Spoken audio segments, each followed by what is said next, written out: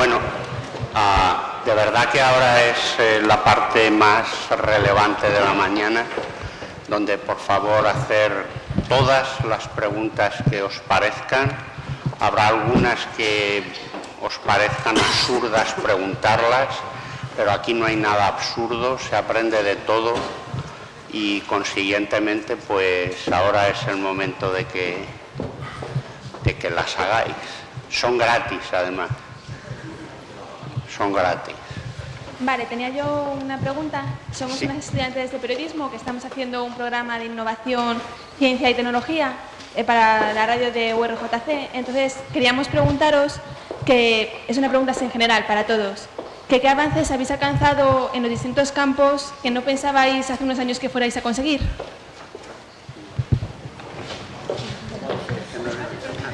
¿Qué es lo que no hemos conseguido? O sea, ¿qué es lo que pensábamos que íbamos a conseguir y no hemos conseguido? Al revés. Bueno, yo lo tenía en la cabeza, ¿eh?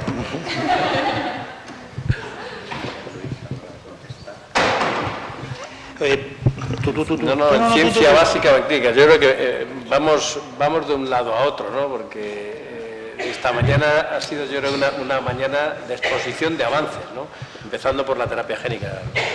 Bueno, la culpa de que nosotros estemos donde estemos, es decir, metidos en ensayos clínicos y tal, la tienen estos señores. Tú no, el resto. Porque nosotros venimos del mundo de la investigación básica o de la investigación en el ratón, y trabajar en los modelos en los que trabajamos pues nos parecía hace años muy interesante, y nuestros objetivos eran los de publicar mejor que nuestros competidores inmediatos. Y bueno, pues como trabajábamos en modelos de enfermedades, pues periódicamente empezamos a colaborar y a coincidir en congresos con nuestros colegas.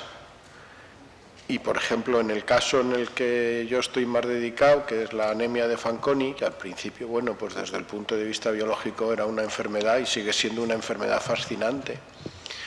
Pero cuando íbamos presentando los resultados que teníamos de cómo curábamos los ratoncitos, pues el doctor Madero, el doctor Sevilla, el doctor Moraleda, nos decían, pero vosotros sabéis que tenemos niños que se están muriendo, y que a lo mejor si lo que estáis haciendo en ratones lo hicierais con las células que nosotros sacamos de los pacientes, podríamos pensar en ir juntos a hacer un ensayo de terapia génica.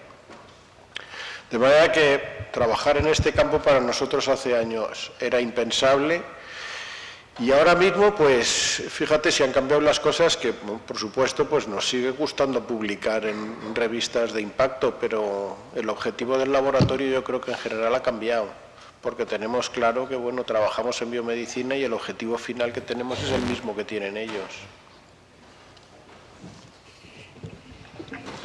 A ver, yo soy el más básico de todos, absolutamente el más básico, y cuando yo llegué a empezar a colaborar con compañeros con células madre mesenquimales hace muchos años, con células madre hematopoyéticas, pues en cierta medida yo soy inmunólogo y trabajaba en timo, desarrollo del timo.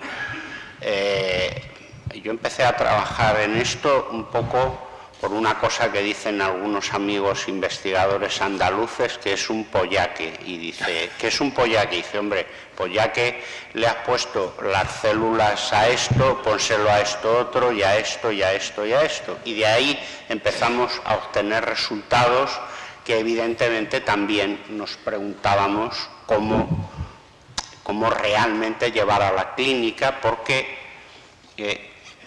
este nuevo ámbito de la terapia celular, esto sí que es interdisciplinar sí o sí, no hay solución.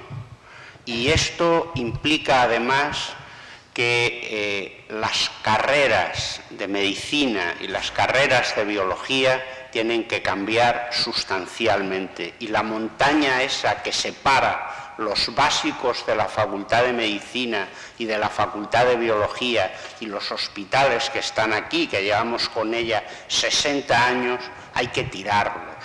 Es imposible.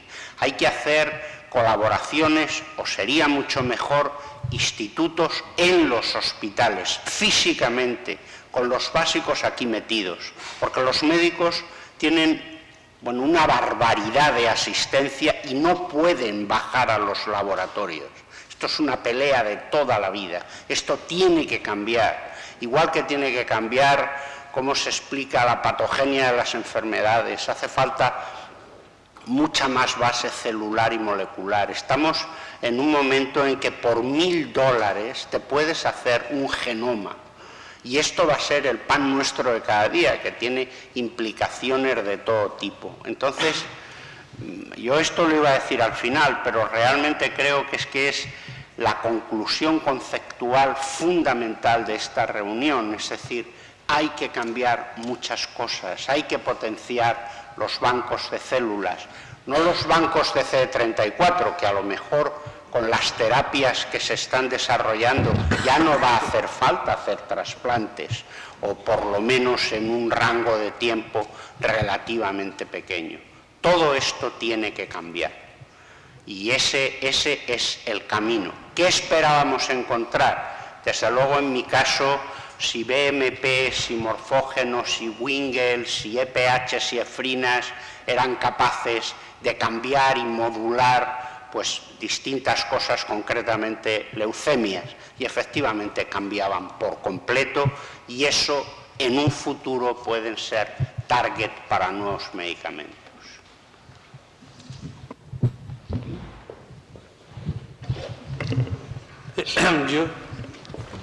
Yo es casi la reiteración de lo que ellos han dicho.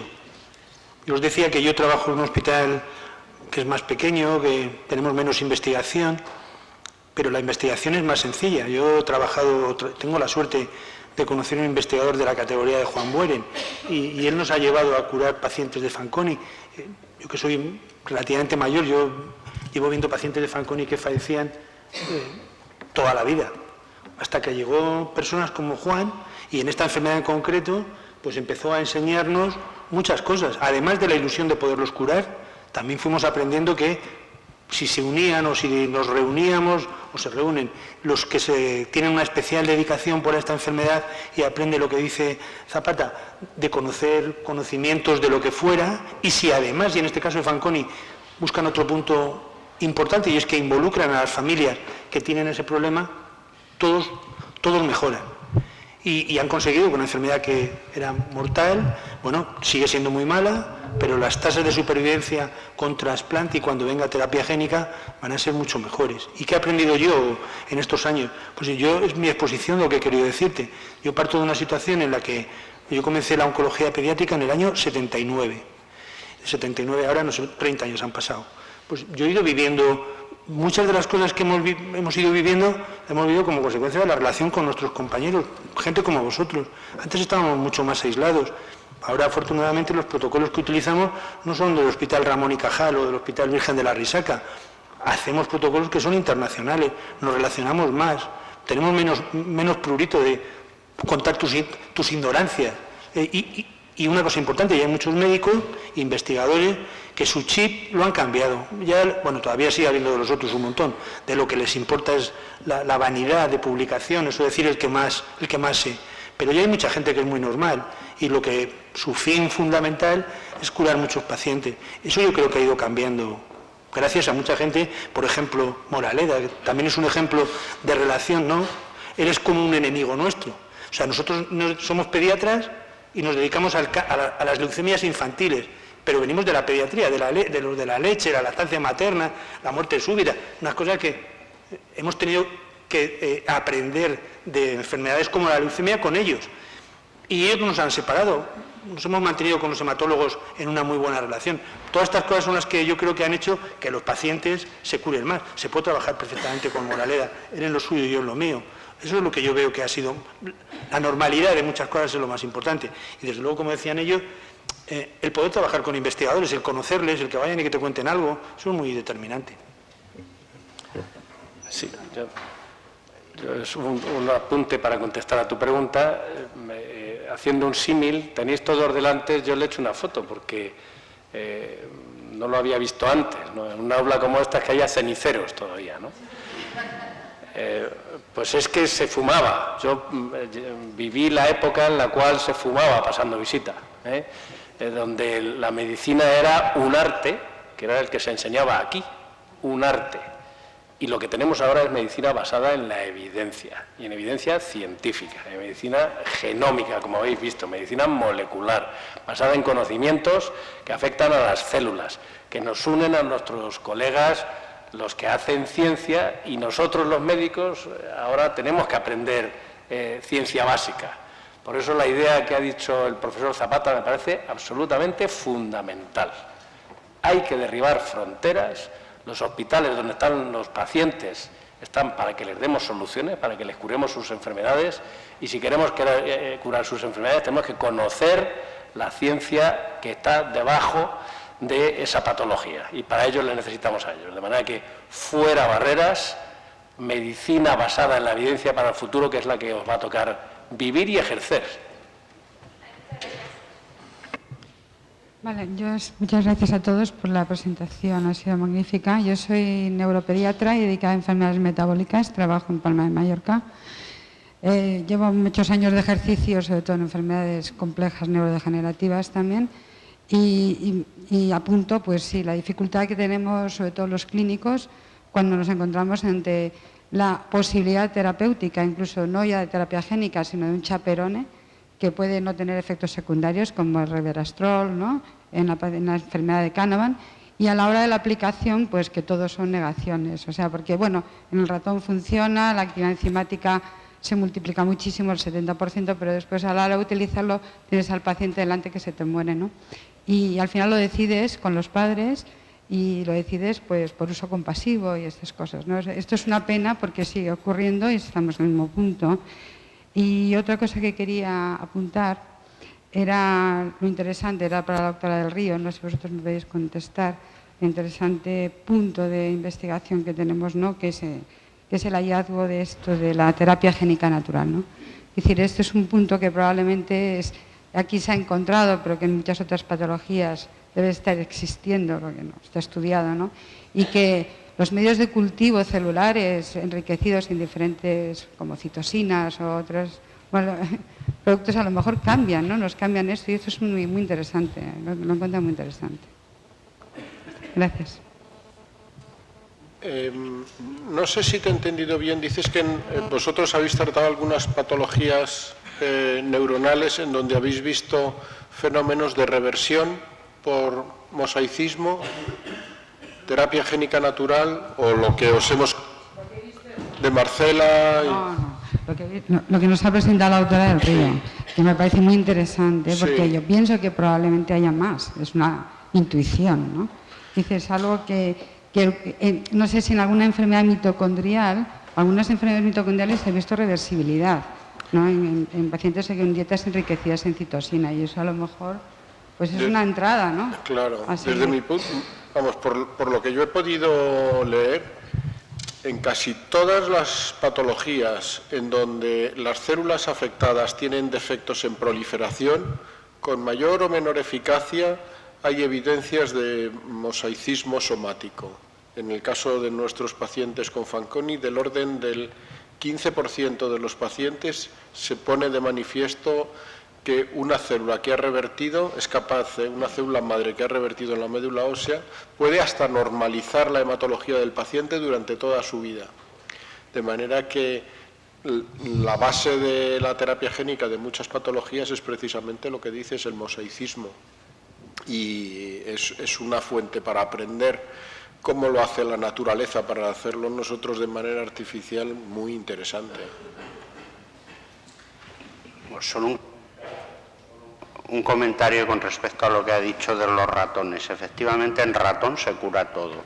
Se curan las autoinmunes, se cura el cáncer, se cura todo, pero luego cuando vas con los mismos protocolos a las células humanas, no funciona en la inmensa mayoría de los casos. Y eso fue un debate tremendo al comienzo de los 90 con los datos de las células madre embrionarias, por motivos claramente ideológicos.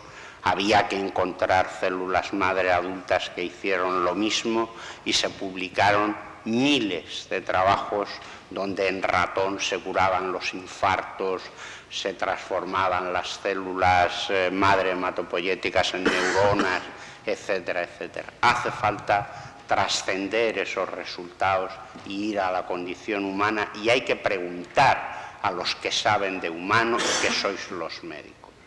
Sin esa colaboración nunca. Por eso la red, a pesar de distintos puntos de vista, yo creo que es una buena idea, que no sé lo que durará, porque aquí nunca hay continuidad de nada, pero realmente la posibilidad de hablar con gente de disciplinas muy diferentes que trabajan con materiales muy distintos es muy enriquecedor. ¿Más preguntas? Todavía tenemos que estar 20 minutos, si no preguntaremos nosotros al público. Buenos días. Bueno, voy a contribuir a rellenar esos 20 minutos. Soy Rafael Camacho, director de terapia celular de la empresa 3P Biopharmaceuticals. Una pregunta y una reflexión. Empezamos por la reflexión, ¿vale? Sobre todo para el auditorio más joven, que se quede con una idea quizá un poquito optimista de la situación. Comentaba el doctor García Olmo que ahora mismo, él decía solo, yo lo entrecomillo, 205 ensayos clínicos en fase 3. Hombre, a mí me parecen muchos ensayos clínicos. Yo solo eso lo veo como bastante positivo. Si la media de fracaso de un ensayo clínico en fase 3, en general, para cualquier área terapéutica, está en el 40%, significa que el 60% es éxito. El 60% de 205 son 123. Luego podemos pensar que en no muy largo plazo podemos tener 123 casos de éxito. Aunque fuera solamente el 10%, estaríamos hablando de 12 casos de éxito. Luego yo creo que la perspectiva no es mala. También ha comentado alguien, no tengo aquí la nota, que todo esto empezaba en el año 98. El año 98, en investigación biomédica, es antes de ayer. Literalmente antes de ayer.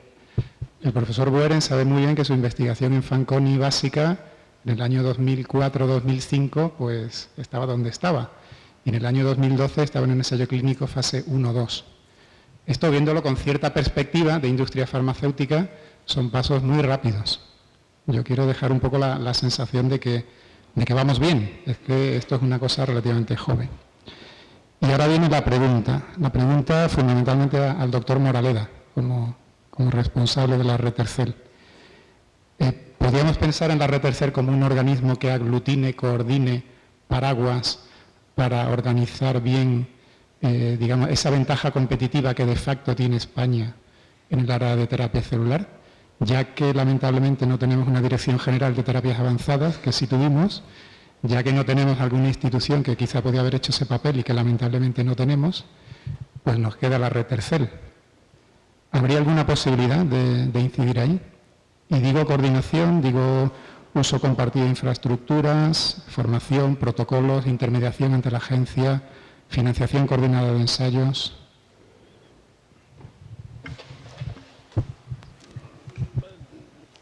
La vocación de la red es esa, ¿no? O sea, el fundamento es investigación en colaboración, investigación básica y clínica en colaboración, e intentar llevar a estos adelantos a la práctica clínica, ¿no? A trasladarlos a nuestros enfermos, de manera que todo lo que contribuya a eso, yo creo que es muy bienvenido. El articularlo, pues si está en la vocación, obviamente se da por asumido.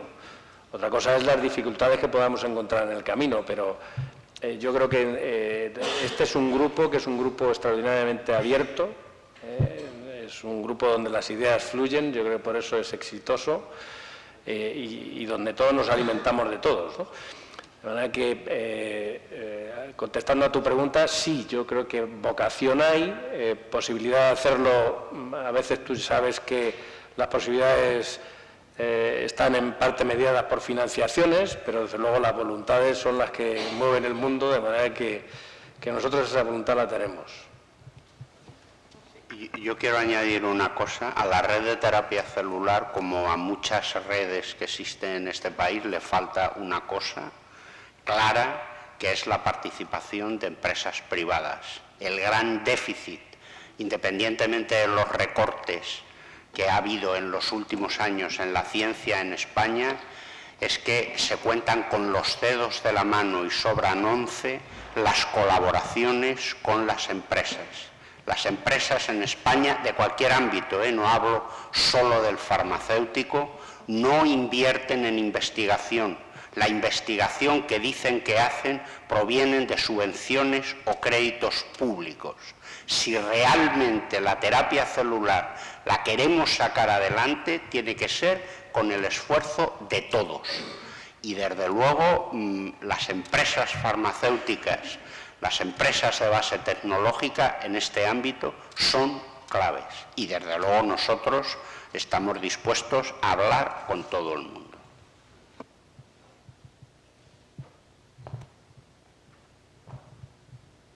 Eso te lo han contado los estudiantes del laboratorio.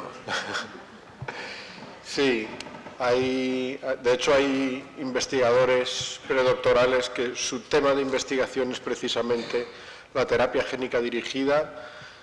Los tenemos que estar utilizando los zinc fingers con nucleasas, con TALEN nucleasas y con CRISP-Cas. Y de todos ellos, desde luego, por la simplicidad, economía y eficacia, pues parece que el sistema de CRISP es de los que mejores perspectivas van a tener de cara al futuro. Todavía falta por conocer el problema de cuán específicas van a ser frente a otras nucleasas, pero es que cada día están saliendo papers nuevos sobre mejoras en la eficacia, en la simplicidad y en la especificidad, de manera que absolutamente.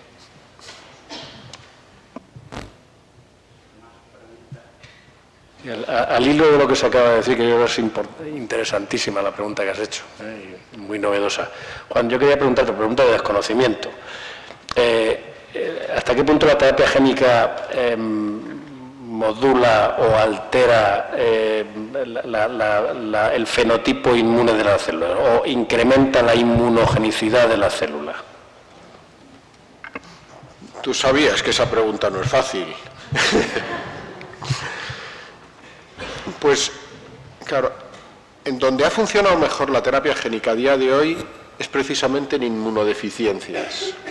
De manera que si el gen terapéutico que va a expresar una proteína que ve cualquiera de nuestros organismos, pero no precisamente el de un paciente que carece de esa proteína, pues esa posibilidad que la proteína terapéutica en terapia génica pueda ser vista por el sistema inmune y, por lo tanto, ir contra las células que lo expresan, está ahí y se tendrá que resolver en cada patología y con cada uno de los genes. Pasa una cosa, en algunos de los ensayos clínicos en donde se está haciendo terapia génica, en particular en el sistema hematopoyético, va precedido de un acondicionamiento parecido al que utilizáis en los trasplantes halogénicos, que se encarga, entre otras cosas, de cepillarse el sistema inmune, de manera que el sistema inmune ya se reeduca con la médula ósea autóloga que va a producir sus propias células T, que desde el principio están reconociendo ya esta nueva proteína. Pero, ¿en qué medida se va a poder hacer terapia génica en enfermedades que no sean inmunodeficiencias y que no lleven acondicionamiento? Pues posiblemente nuestro protocolo pueda contestar a ello. Y no sé si se va a poder hacer o si habrá que inmunosuprimir de alguna manera por el problema que mencionas. Ahora, esta pregunta...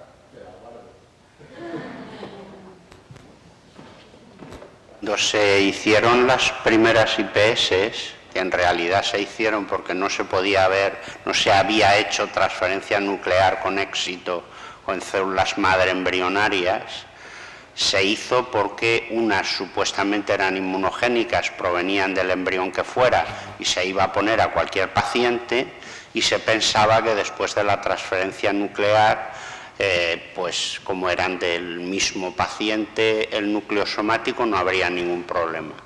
Pues se publicó un trabajo en Nature donde se producía una explosión y una sobreexpresión de algunos genes que producían respuestas inmunológicas. Eso se ha repetido después en otras publicaciones y aparentemente ahí eso no se ha producido, pero cuando se manejan las células, por no decir manipular de esta manera, donde se están forzando circuitos de transmisión de señales, expresión de determinados genes, puede pasar cualquier cosa. Yo, de hecho, es una pena que se haya tenido que ir el doctor Damián García Olmo, porque quería preguntarle si el futuro con las mesenquimales está en las mesenquimales halogénicas, ahora que ya tienen más de 200 ensayos, 200 casos estudiados y aparentemente funcionan, porque es mucho más fácil usar las células halogénicas, congelarlas, sacarlas y programar la operación cuando sea, que tener que sacárselas del adiposo al paciente, cultivarlas, esperar un tiempo, tener el número suficiente y ponerlo. Ese es un reto muy importante, independientemente de que las células mesenquimales puedan ser más o menos inmunorreguladoras, que no siempre inmunosupresoras. Hay que tener mucho cuidado con eso. No siempre son supresoras y de hecho son capaces de activar natural killer, que es un peligro en los tumores. ¿Más preguntas? Yo ya sé cómo se la voy a devolver. Toma. Ya sé cómo te la voy a devolver, José María. También por tu experiencia en Tercel, ¿no?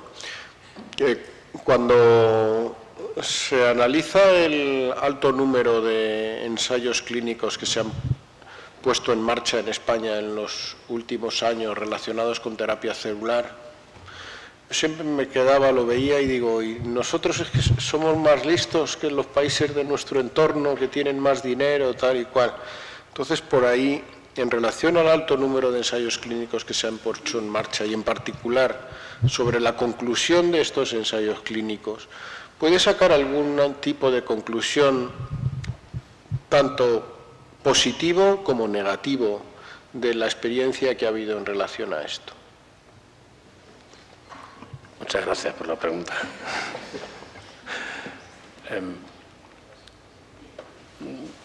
Yo creo que soy muy optimista y lo veo todo casi siempre positivo, ¿no?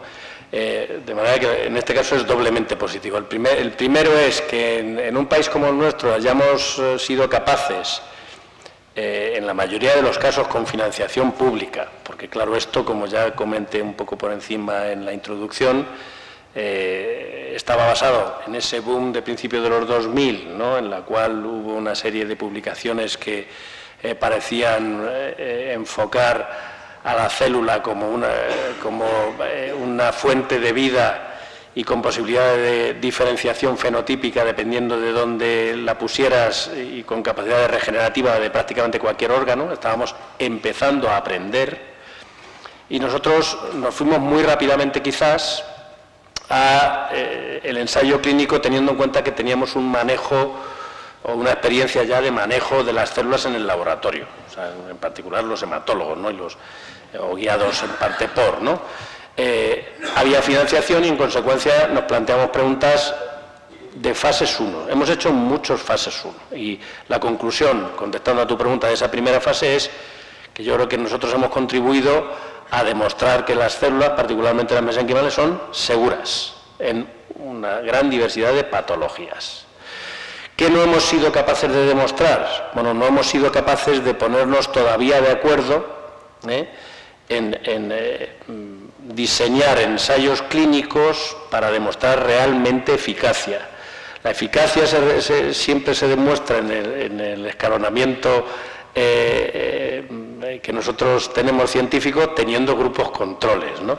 Con grupos bien estandarizados, con unas indicaciones muy precisas, ¿no?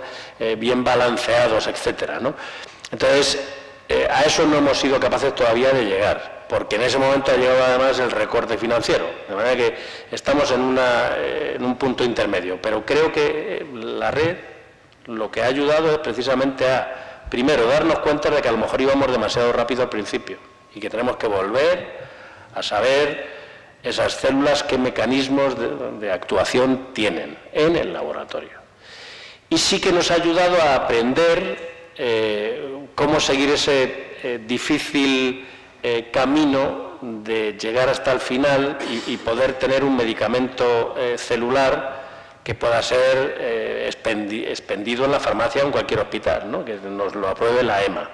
Entonces, ahí ha habido, bueno, pues esa experiencia a veces insatisfactoria de fases 3 que no han sido positivos y que quizás, si se hubieran diseñado de otro modo, claramente hubieran sido positivos, porque los subanálisis eran meridianamente claros para una institución que era la que sabía poner bien las células. Las otras, eso no nos lo ha dicho el doctor Damián García Olmo, ¿no? Pues cogían las células y primero ponían un poquito de alcohol, y después ponían las células, o agua oxigenada, que como todos sabéis mata las células, ¿no? Y después ponían las células. O sea que en el camino hemos aprendido. Y ahora mismo estamos en una disposición muy buena. Bueno, también nos hemos enfrentado al regulatorio, que es muy complicado en ese intermedio. Y ahora ya sabemos, y tenemos un partner, creo yo, en el regulatorio, al menos en el regulatorio español. La Agencia Española de Medicamentos es, yo creo que muy proactiva, y han aprendido con nosotros a saber que tienen delante algo que puede ser científicamente muy relevante y a facilitarnos el camino. Concluyendo, la cosa buena es que hemos aprendido todos, que hemos aprendido que hay que aprender más, y que si somos capaces de seguir en esta vía de colaboración, seguro que llegamos a un final feliz, que es darle una medicina apropiada al paciente, basado en las células. Y aparte de tu pregunta, ya me voy a alargar un poquito más para comentar con Luis que las células no solamente son las células mesenquimales, ¿no? Estábamos hablando al principio de que estábamos aprendiendo cómo el cuerpo cura con su base celular para aprovechar ese potencial terapéutico. El sistema inmunológico tiene un potencial tanto de sanación de enfermedades infecciosas como tumorales impresionante. Y muy recientemente, una de los aspectos terapéuticos más relevantes relacionados con la terapia celular tiene que ver con la modificación génica de los linfocitos T, los CAR T-cells, que tienen unos resultados en este tipo de leucemia que Luis y yo no podemos curar con quimioterapia, de ese 20% de prácticamente el 100%, porque se les activa genéticamente a los linfocitos T para que reconozcan determinados antígenos de membrana de las células tumorales y las eliminan por completo. Están también los anticuerpos monoclonales, ¿no? Los bifásicos, que aprovechan también al linfocito T, lo enganchan y lo llevan al sitio. De manera que estos son nuevas maneras de enfocar la terapia celular para curar enfermedades, ¿no?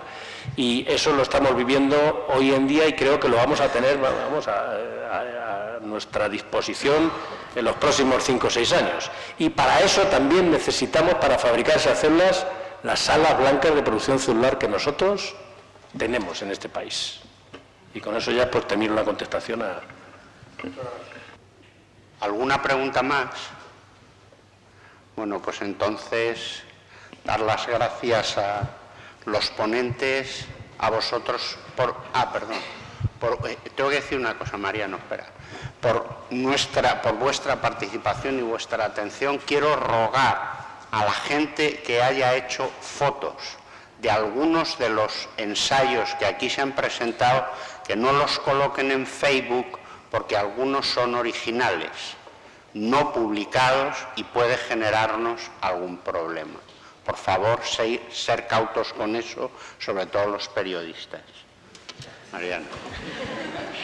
Dentro de las posibilidades que tiene un periodista de ser cautos. Complicado. Lo que quería decir respecto a la referencia que hiciste a Damián de halogénicas funcionan, no funcionan, en los ensayos clínicos que hay, lo que sí puedo asegurarte es cuando se usan de forma local o aplicación local de las células mesenquimales halogénicas, no hemos visto ninguna reacción inmunológica en ninguno de los ensayos ni hay descrita. Sistémica no lo sabemos. No, en principio no se ha descrito, pero desconocemos y en nuestra experiencia no existe, no la hemos visto. Simplemente un apunte. Ayer, en las jornadas en el B-Debate en Barcelona, Eduardo Bravo presentó datos del ensayo clínico que han hecho en artritis reumatoide con mesenquimales halogénicas administradas por vía intravenosa y con diferentes dosis celulares. Trataron 52 pacientes y le pregunté específicamente si habían tenido que administrar tratamiento inmunosupresor y me dijo que no ha hecho falta en absoluto.